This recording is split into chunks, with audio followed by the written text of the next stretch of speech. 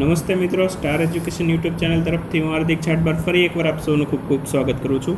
મિત્રો, તમે ઘણા સમયથી જે એક્ઝામિનેશનની રાહ જોઈ રહ્યા હતા એ એક્ઝામિનેશન હવે આવી ગઈ છે. એની નોટિફિકેશન બહાર પડેલી હતી. ગઈકાલે જ ટાટ હાયર સેકન્ડરીની ઓફિશિયલ નોટિફિકેશન જાહેર થઈ હતી.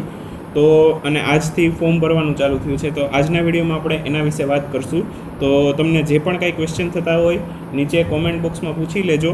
અને બીજું, આમાં હું થોડા ઘણા પ્રશ્નો તમારા અમને જવાબ મળી જશે. વિડીયો તમે એન્ડ સુધી જોજો કે ફોર્મ કેવી રીતે ભરવું, લાસ્ટ ડેટ શું છે, બરાબર, કયા કયા લોકો આના માટે એપ્લાય કરી શકશે. તો એ બધા જવાબ તો તમને આ વિડીયોની અંદર મળી જ જશે. એ સિવાયનો કંઈ ક્વેશ્ચન હોય તો તમે મને નીચે જરૂરથી કોમેન્ટ બોક્સમાં પૂછી શકો છો. તો હવે ચાલો વિડીયો ચાલુ કરીએ છીએ. મિત્રો, એક રિક્વેસ્ટ છે કે વિડીયોને લાઇક કરજો અને આપના જે પણ કોઈ મિત્ર હોય એના સુધી શેર કરજો, પહોંચાડજો આ માહિતી.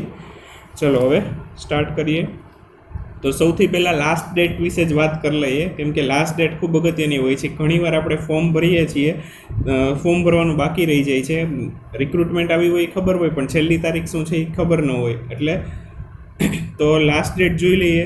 અત્યારથી જ યાદ રાખી લેશું, 5 જુલાઈ, બરાબર. 5 જુલાઈ છે ઓનલાઈન એપ્લિકેશન માટેની છેલ્લી તારીખ છે, બરાબર. અને પોસ્ટ ઓફિસથી ચલણ મારફતે જો તમે ફી ભરવા માગતા હોય તો એક દિવસ વધારે હોય છે, બરાબર. પોસ્ટ ઓફિસથી ફી ભરવાના હોય તો 6 જુલાઈ સુધી તમે ભરી શકશો, પણ 5 જુલાઈ રજિસ્ટ્રેશન તો તમારું ઓનલાઈન કરી જ નાખવું પડે તમારે, તો જ ચલણ નીકળે. એ ચલણ તમે 6 તારીખે ભરો તો ચાલે, બરાબર. અને ઓનલાઈન નેટ બેન્કિંગથી ફી ભરવાની હોય તો એ 5 તારીખ સુધી જ છે, બરાબર. નેટ બેન્કિંગથી જો તમે ફી ભરવાના હોય તો એ 5 તારીખ સુધી. તો એક નજર આપણે અગત્યની તારીખો ઉપર ફેરવી લઈએ, બરાબર. રજિસ્ટ્રેશન આજથી 26 તારીખથી ચાલુ થાય છે, બરાબર. 21 જૂનથી. 21 જૂન. આજે મિત્રો કયો દિવસ છે એ પણ ખબર હોવી જોઈએ. યોગા દિવસ છે આજે. તો વિશ્વ યોગા દિવસ છે, બરાબર. તો ખાસ યાદ હોવું જોઈએ 21 જૂન. ઘણીવાર પ્રશ્ન પૂછાય છે, કદાચ આમાં પણ આવી જાય તમારી એક્ઝામમાં, બરાબર. ચલો એના પછી જોઈએ તો છેલ્લી તારીખ કઈ છે? 5 જુલાઈ, બરાબર. 21 જૂનથી ચાલુ થાય છે, 5 જુલાઈ છેલ્લી તારીખ છે. અને નેટ બેન્કિંગથી ફી ભરવા માંગતા હોય તો 5 તારીખ સુધી ભરી શકશો, 5 જુલાઈ સુધી. અને પોસ્ટ ઓફિસથી ભરવી હોય તો 6 જુલાઈ સુધી, બરાબર. એક્ઝામિનેશન છે, બરાબર, જુલાઈ ઓગસ્ટની અંદર લેવામાં આવશે, કાં જુલાઈના એન્ડમાં અથવા તો ઓગસ્ટના ફર્સ્ટ, બરાબર. તો એક્ઝામિનેશન માટે ટેન્ટેટિવ ડેટ છે, પણ આગળ પાછળ થઈ શકે છે, બરાબર. ચલો હવે આપણે વાત કરીએ તો તમે મિત્રો આ નીચે ડિસ્ક્રિપ્શનની અંદર આની લિંક આપેલી છે. અને એક વોટ્સએપ ગ્રુપ પણ છે, જેમાં તમને આવી કોઈ પણ જોબ રિલેટેડ કોઈ પણ અપડેટ હશે તો તમને એ ગ્રુપની અંદર તરત જ મૂકવામાં આવશે. તો એ ગ્રુપની લિંક પણ નીચે ડિસ્ક્રિપ્શનની અંદર આપેલી છે. અને આ જે પેજ છે, બરાબર, આ વેબસાઇટ છે, એની ઉપર ગવર્મેન્ટ જોબની દરેક અપડેટ મુકાતી હોય છે. તો આ વેબસાઇટને પણ ધ્યાનમાં રાખજો, mygovtcareer.com, mygovernmentcareer.com, બરાબર. તો હવે અહીંયા મેં અત્યારે ફોન્ટ નાના રાખેલા છે એટલે બહુ નાના અક્ષરે દેખાય છે. અહીંથી ઓફિશિયલ નોટિફિકેશન તમે રીડ કરી શકો છો, બરાબર. મેં ઓલરેડી ખોલીને રાખેલી છે, ડાઉનલોડ થવામાં ટાઈમ ન લાગે એટલા માટે. અને અહીંયા click here to apply online ઉપર ક્લિક કરશો એટલે સીધા તમે જે આ પેજ છે ઓજસનું ત્યાં જતા રહેશો, બરાબર. ખાલી આ click here to apply online છે ત્યાં ક્લિક કરવાનું છે, બરાબર.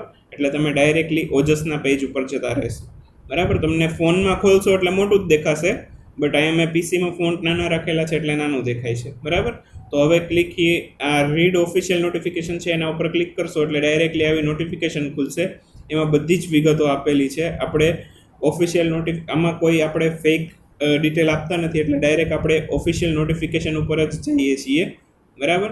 તો જો ગઈકાલે અહીંયા જાહેરનામું બહાર પડી ચૂકેલું છે, બરાબર, એની માહિતી આપેલ છે, બરાબર. અને ક્યારથી કઈ તારીખ સુધી શું શું થશે, બરાબર, આ બધી ઓફિશિયલ ડિટેલ જ છે, બરાબર. 21 જૂનથી ચાલુ થાય છે અને 5 તારીખે પૂરું થાય છે, બરાબર. નેટ બેન્કિંગથી ભરતા હોય તો 5 તારીખ સુધી, પોસ્ટ ઓફિસથી ભરવાનું હોય તો 6 તારીખ સુધી તમારું ફી લેવાશે, બરાબર. હવે એના પછી કદાચ તમે 6 તારીખે પણ ફી, બહુ અગત્યનું છે મિત્રો, ઘણાને આ વસ્તુની ખબર નથી હોતી.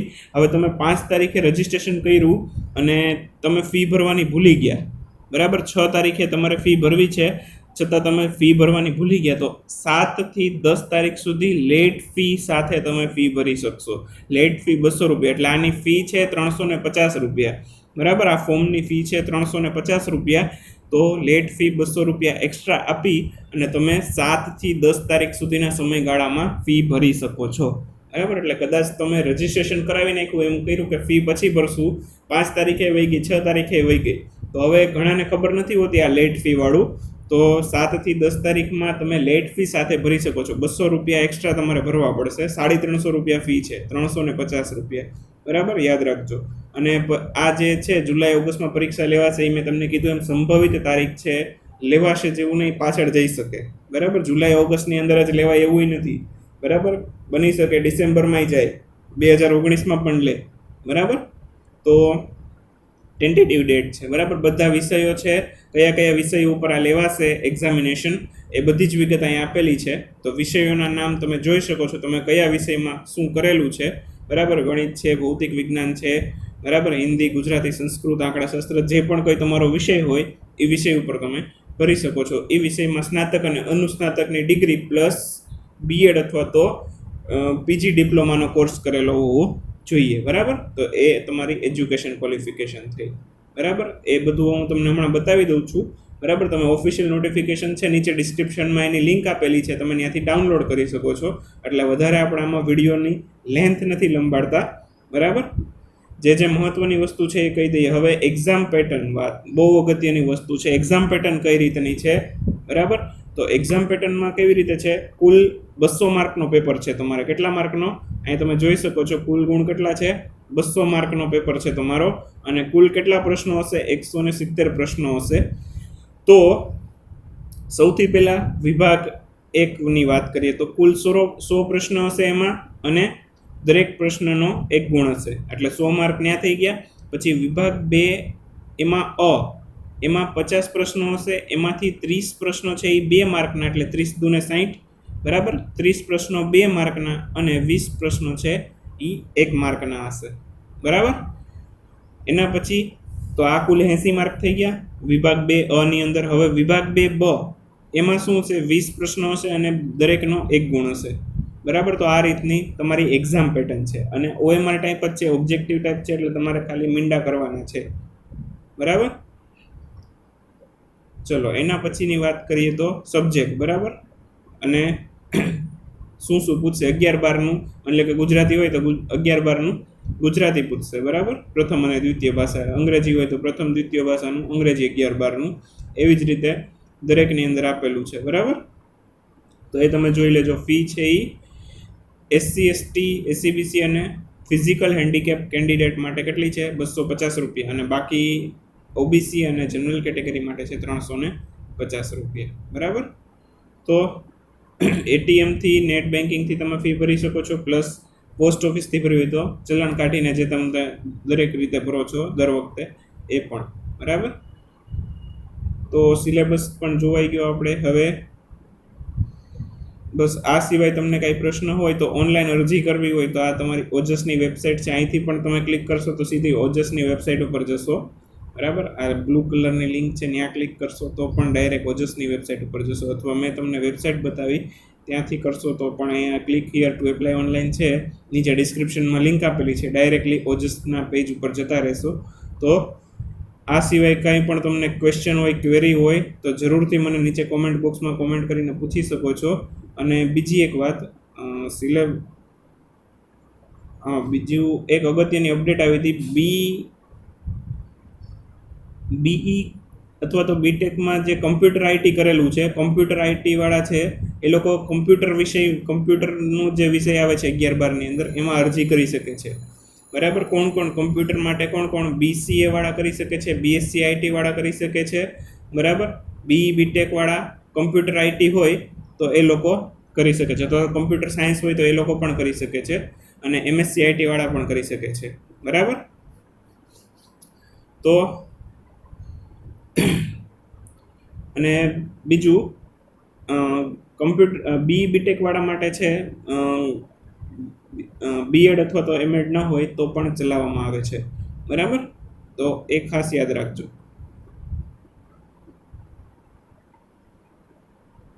હવે બીજું,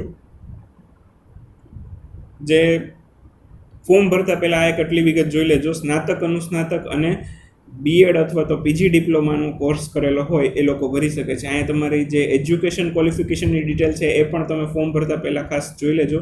હું તેમ કહું છું આખી નોટિફિકેશન શાંતિથી વાંચી લેજો એકવાર, તો કોઈ પણ પ્રકારની કંઈ તમને મુશ્કેલી ન પડે. કદાચ એવું કંઈક થઈ જાય, ભૂલ થઈ જાય, તો આપણે ફોર્મ ભરવામાં પણ કાળજી રાખજો. બરાબર? ચલો, તો કાંઈ પણ ક્વેરી હોય તો નીચે કોમેન્ટ બોક્સમાં કોમેન્ટ કરીને પૂછી લેજો. બાકી નવા વિડીયોમાં કંઈક નવી અપડેટ સાથે આપણે ફરી પાછા મળતા રહીશું. ત્યાં સુધી આવજો. Bye bye.